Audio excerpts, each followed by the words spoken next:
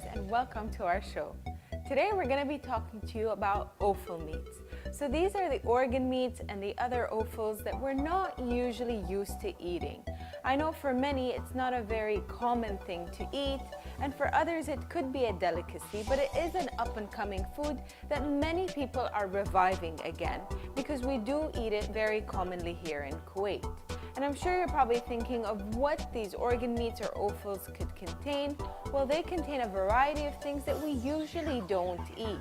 So when we look at an animal, we usually do take the pieces of meat apart, and we have, different varieties of meat that we favor or we would like to cook with.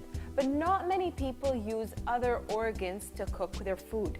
So heart, liver, brain, these are all different types of organs that are actually edible and could have many health benefits to you. So today we're going to be talking about these different organ meats, the different health benefits they each contain, and really ways you can cook them if you're very, sensitive to different flavors.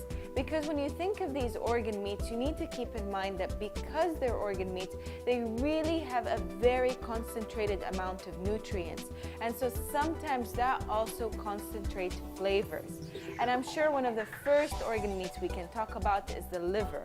And a lot of people will tell you the liver constantly has a metallic flavor to it once you eat it. Well, there's good news. You can get rid of that metallic flavor depending on the way you cook the liver. But looking at the liver is one of the highest forms of protein you can get in any organ meat. You're looking at about 20 grams of protein for each 60 grams of liver, which really isn't much liver and a lot of protein. So anybody interested in a very high protein diet, or they're looking at the paleo diet, the liver is an excellent source of protein for them. And the liver does offer so many other nutrients. Please stay tuned. We're going to talk about the liver and other organ meats you can have.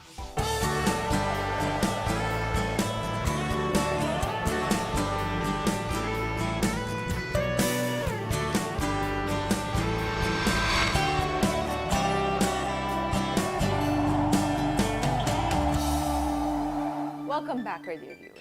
So taking a look at the liver, we know that the liver is very high in iron, and that's a very important nutrient. So you commonly hear people say whenever you have iron deficiency anemia or you are just anemic, liver is one of these foods that you can have that will immediately boost your iron content.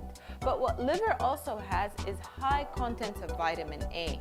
Now, vitamin A is a very essential vitamin.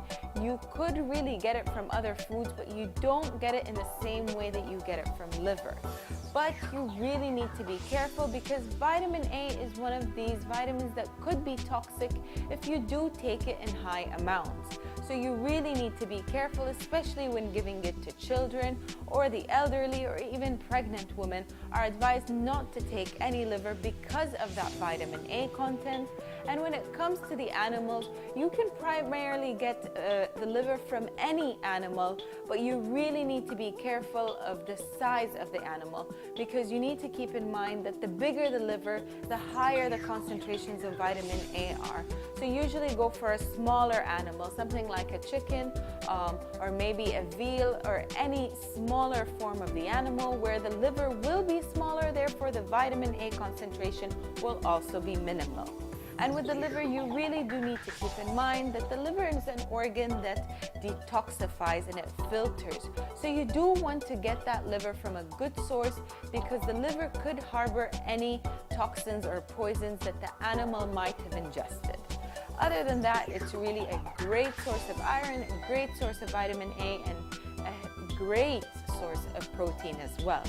But the liver isn't the only organ meat we can consume. You also have the heart. Now, the heart is a very common organ that many people consume. You can cook it in a variety of ways. You really need to make sure you tenderize it properly.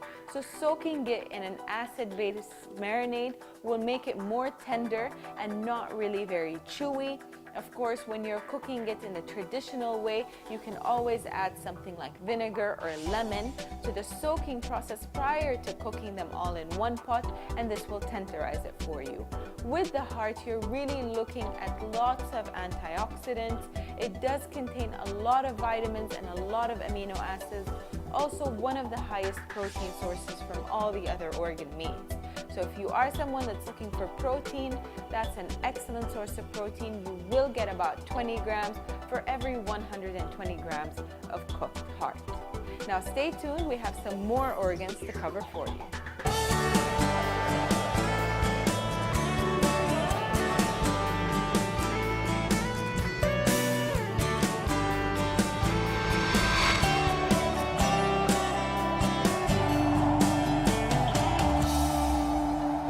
Welcome back, our dear viewers. So we've taken a look at the heart and we've taken a look at the liver. Now it's time to take a look at the kidneys. The kidneys are also excellent sources of protein. You can definitely eat them. It is an edible organ.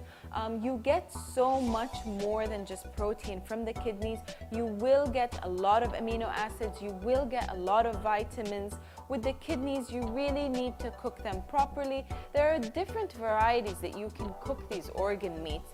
You can always have them in a stew, and this way a lot of the flavor becomes a bit more discreet and you lose the meatiness or the metallicness of them. The brain is another excellent organ to have. With the brain, you're looking at really high fat content coming from that organ. So not as much protein like the liver and the kidneys, but more of like fat, and really very healthy fat. So a lot of research has been conducted on the brain, and what we're finding out is that the brain contains a lot of the essential fatty acids that are great for our brains. So anybody with, potential of developing Alzheimer's or dementia, it could be a good idea to include brains every once in a while, because they are really loaded with DHA and a lot of essential fatty acids that will boost your own brain health. So these are the different organ meats you can eat. Of course, all foods can be eaten healthy if you do eat them carefully. Now, if you do cook them with lots of fat, and a lot of skin that comes from the animal, then you are probably boosting the caloric amount in them. Therefore, it is something that you need to be careful about if you're worried with calories. If you're not really concerned with calories, then you can enjoy these delicacies in a variety of ways, cooked in a variety of methods. Just have them every once in a while. Like, for example, the liver, this is not one of the organs that you can have on a daily basis. You do want to have it occasionally, while other organ meats you can have whenever you want. And then cooking the bones or the other different pieces of the animals is really great to get in a lot of calcium and to get in a lot of minerals like potassium that could be stored in the animal's bones. So using that for your broth is an excellent way to get in a lot of nutrients. It's really important for you to realize that it's not just the meat, there's so much more that we can eat out of the animal. So if you enjoy these things, you are definitely getting a boost of nutrients. We hope you enjoyed today's episode, and we'll see you all next time.